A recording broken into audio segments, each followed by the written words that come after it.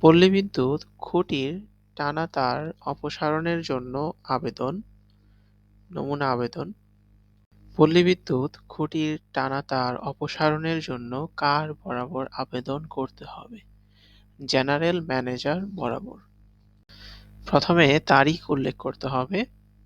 তারিখ বরাবর আবেদন করতে হবে জেনারেল ম্যানেজার বরাবর।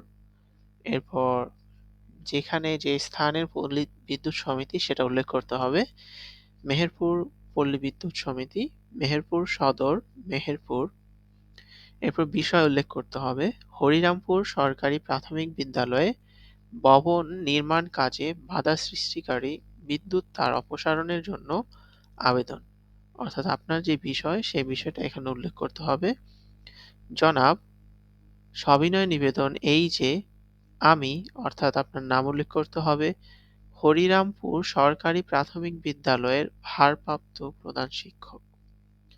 আমি আপনার দৃষ্টি আকর্ষণ করছি যে আমাদের বিদ্যালয়ে একটি নতুন ভবন নির্মাণ কাজ শুরু করার কথা রয়েছে।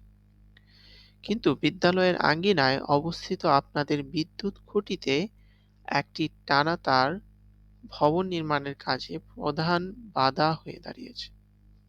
উক্ত বিদ্যুৎ তারটি অপসারণ না করা পর্যন্ত আমরা নতুন ভবন নির্মাণ কাজ শুরু করতে পারছি না।